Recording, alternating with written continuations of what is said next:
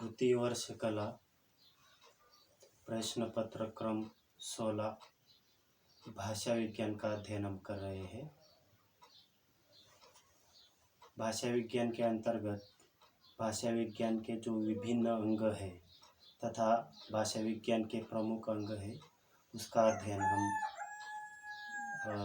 करेंगे। इसमें भाषा विज्ञान के प्रमुख अंगों में ध्वनि विज्ञान है, पद विज्ञान, शब्द विज्ञान, वाक्य विज्ञान और अर्थ विज्ञान, इन अंगों का अध्ययन हम करेंगे। सर्वप्रथम जो अंग है वह भाषा विज्ञान का प्रमुख अंग ध्वनि विज्ञान है, क्योंकि भाषा की शुरुआत ही ध्वनि से होती है। भाषा विज्ञान के इस प्रमुख अंग को यानी कि ध्वनि विज्ञान को स्वन विज्ञान के नाम से भी जाना जाता है। संप्रेषण की दृष्टि से स्वन विज्ञान शब्द जो है वह अधिक उपयुक्त माना जाता है। भाषा ध्वनि के रूप में स्वीकार करता है। अंग्रेजी में इसका समानार्थी शब्द फोनोलॉजी, फोनेटिक्स है तथा फोनोलॉजी शब्द का भी ध्वनि विज्ञान के अर्थ में प्रयोग किया जाता है।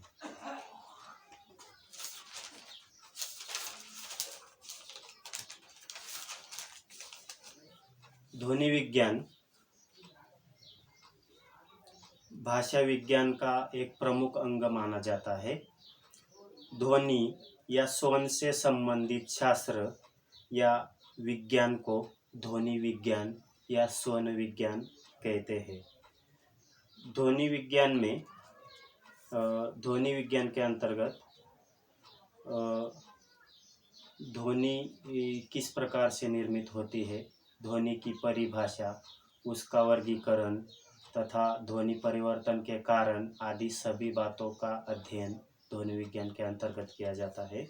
भाषा विज्ञान के इस अंग में वाक्य यंत्र से उच्चारित ध्वनि का क्रमबद्ध और वैज्ञानिक अध्ययन प्रस्तुत किया जाता है। ध्वनि विज्ञान के अंतर्गत संसार की सारी भाषाओं के ध्वनि का अध्ययन प्रस्तुत किया जाता है। ध्वनि विज्ञान में बोलने की क्रिया, उच्चारण अवयव, ध्वनियों का वर्गीकरण, अक्षर और उसका आधार, परिवर्तन के कारण आदि सभी बातों पर विस्तृत रूप से चर्चा की जाती है। ध्वनि के अभाव में भाषा की कल्पना नहीं की जा सकती, क्योंकि ध्वनि ही भाषा में महत्वपूर्ण होती है। भौतिक विज्ञान ध्वनि के अभाव में भाषा की कल्पना नहीं की जा सकती। ध्वनि का शाब्दिक अर्थ आवाज होता है। भौतिक विज्ञान के अनुसार यह एक प्रकार की शक्ति है जो ध्वनि के रूप में आरंभ होकर सुनने वालों के कान तक पहुंचती है, इसलिए इसे एक शक्ति के रूप में जाना जाता है। अर्थात हम जो कुछ सुनते हैं वह ध्वनि है। पक्षियों की आवाज़, पंखों की आवाज़, जीव जंतुओं का आवाज़, इन सभी को ध्वनि के अंतर्गत रखा जाता है। यहाँ ध्वनि के अर्थों को विस्तृत रूप में अपनाया गया है, अपितु भाषा विज्ञान में ध्वनि शब्द के इस व्यापक तथा विस्तृत रूप को महत्व नहीं दिया जाता। उसके केवल संकुचित रूप को ही अध्ययन का विषय बनाया गया है। यानी कि ध्वनि का जो व्यापक रूप है तथा विस्तृत रूप है उसे ज़्यादा महत्व नहीं दिया जाता। ध्वनि के जो संकुचित रूप है उसे ही अध्ययन का विषय बनाया गया है। परंतु फलस्वरूप सामान्य ध्वनियों से अलग करके संकुचित ध्वनियों का विस्तृत रूप में अध्ययन करना ही ध्वनि विज्ञान का मुख्य काम है। जिन ध्वनियों का मनुष्य अपने मुख से या वाक्य यंत्र द्वारा उत्पन्न करता है, वही ध्वनियाँ भाषा विज्ञान के अध्ययन का मुख्य विषय है। ऐसी उच्चारित ध्वनियों को भाषा ध्वनियों के रूप में अपनाया जाता है। विद्वानों ने ध्वनि विज्ञान को स्पष्ट रूप से समझने के लिए ध्वनि और ध्वनि विज्ञान की परिभाषा देनी चाहिए। विद्वानों का मानना है कि जिसमें मनुष्य उच्चारण अवयवों से निःसृत सार्थक ध्वनियों का विवेचन, विश्लेषण, वर्णन एवं वर्गीकरण किया जाता है, वह ध्वनि विज्ञान कहलाता है, ऐसा विद्वानों का मानना है। ध्वनि या स्वर से संबंधित शास्त्र या विज्ञान को ध्वनि विज्ञान कहते हैं। उपर्युक्त परिभाषाओं को देखने से पता चलता है कि मनुष्य की उच्चारित ध्वनि, उच्चारण अवयव तथा उच्चारण अवयव की कार्यप्रणाली आदि पर ध्वनि विज्ञान के अंतर्गत प्रकाश डाला गया है। ध्वनि विज्ञान में ध्वनियों के वर्गीकरण से लेकर तथा उनके नामकरण को लेकर विद्वानों में कई मतांतर दिखाई देते हैं।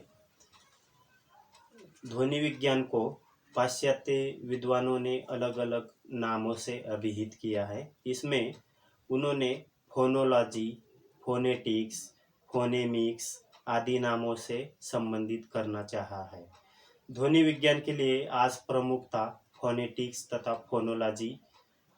फोनोलॉजी इन दो शब्दों का प्रयोग किया जाता है।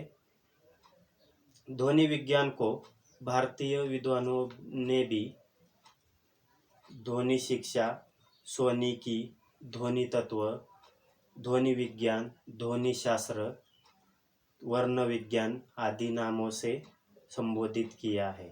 इस प्रकार विद्वानों ने ध्वनि विज्ञान को अलग अलग नामों से संबोधित करने का काम किया है।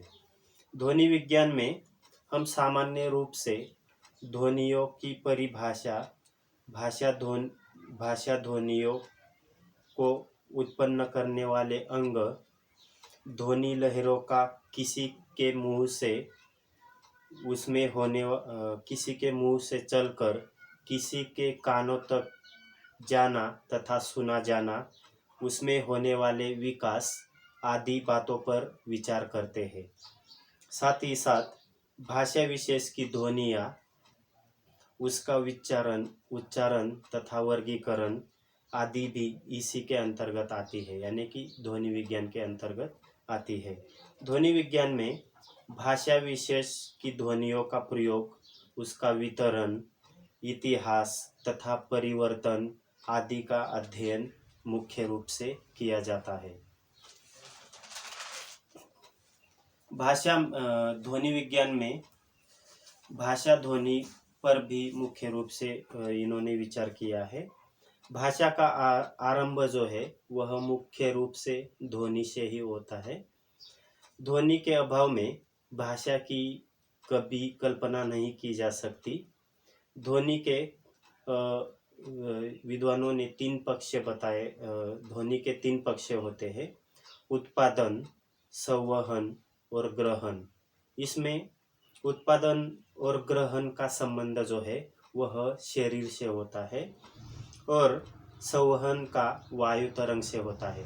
यानी कि उत्पादन, जो ध्वनि का उत्पादन होता है वह हमारे शरीर से होता है तथा ग्रहण जो होता है वह भी हमारे शरीर से ही होता है। यानी कि वक्ता जब बोलता है तो वक्ता के मुंह से जो आवाज़ या ध्वनि निकलती है वह उससे शरीर के संबंधित होती है तथा जो ग्रहण करने वाला श्रोता होता है वह भी शरीर से संबंधित ही होता है। इसलिए ग्रहण तथा उत्पादन का जो संबंध है वह उसका संबंध शरीर से होता है, ऐसा उन्होंने बताया है। ध्वनि के उत्पादन के लिए वक्ता जितना आवश्यक है उतना ही वक्ता के मुंह से सुनने के लिए उतना ही उसके ग्रहण के लिए श्रोता को भी आवश्यक माना है।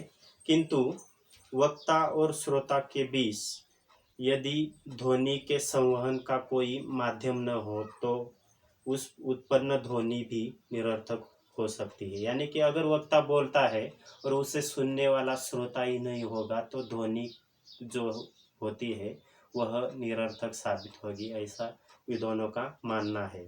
इसलिए बताया गया है कि वक्ता और श्रोता के बीच यदि ध्वनि के संवहन का कोई माध्यम न हो तो ध्वनि जो है वह निरर्थक हो जाएगी। यह कार्य वायु तरंगों द्वारा सिद्ध होता है। यानी कि यह कार्य जो है वह वायु तरंग के द्वारा एक वक्ता के मुंह से बोला गया शब्द श्रोता तक पहुंचाने का कार्य वायु तरंगों द्वारा होता है। यानी कि वायु तरंग के माध्यम से ही वक्ता के द्वारा बोला गया शब्द श्रोता तक पहुंचता है। भाषा विज्ञान में ध्वनियों का अध्ययन करते समय विद्वानों ने ध्वनि के 3 अर्थ लिए हैं। जिसमें भाषा ध्वनि, ध्वनिग्राम तथा ध्वनि सामान्य आदि का समावेश किया जाता है, ऐसा उनका मानना है। क्योंकि इन 3 भेदों को समझना बहुत ही जरूरी होता है, ऐसा उन्होंने माना है। क्योंकि इन 3 भेदों का क्षेत्र ही मानव भाषा विज्ञान है, ऐसा विद्वान कहते हैं। भाषा ध्वनि में विद्वानों ने भाषा में प्रयुक्त सभी प्रकार की ध्वनियों को स्थान देना चाहा है। उनका मानना है कि भाषा में प्रयुक्त सभी प्रकार की ध्वनियों को भाषा ध्वनि कहते हैं, ऐसा उन्होंने परिभाषित करने का प्रयास किया है। भारतीय विद्वान डॉक्टर भोलानाथ तिवारी ने भाषा ध्वनि की परिभाषा देते हुए वह कहते हैं कि भाषा ध्वनि भाषा में प्रयुक्त ध्वनियों की वह लघुत्तम इकाई है जिसका उच्चारण प्रक्रिया में स्वतंत्र अस्तित्व होता है, ऐसा डॉक्टर भोलानाथ तिवारी की परिभाषा से पता चलता है। डॉक्टर बाबूराव सक्सेना ने भी भाषा ध्वनि की परिभाषा देते हुए कहा है कि भाषा विज्ञान की वृत्ति से मनुष्य की ध्वनि यंत्र से निकलने वाले शब्द को ही भाषा ध्वनि कहते हैं, ऐसा डॉक्टर बाबूराव सक्सेना के परिभाषा से हमें पता चलता है। उपर्युक्त परिभाषाओं में से भाषा ध्वनि की कुछ विशेषताएं दिखाई देती है।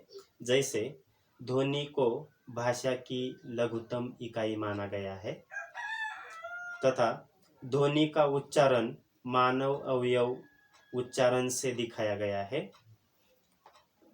ध्वनियों को श्रावणिक या सुना जाने योग्य माना गया है तथा ध्वनि अपने रूप में पूर्ण एवं स्वतंत्र होना आवश्यक कहा है। इस प्रकार से उपर्युक्त परिभाषाओं को देखने के बाद भाषा ध्वनि की कुछ विशेषताएं दिखाई देती है, वह इस प्रकार से है, ऐसा उनके परिभाषा से पता चलता है।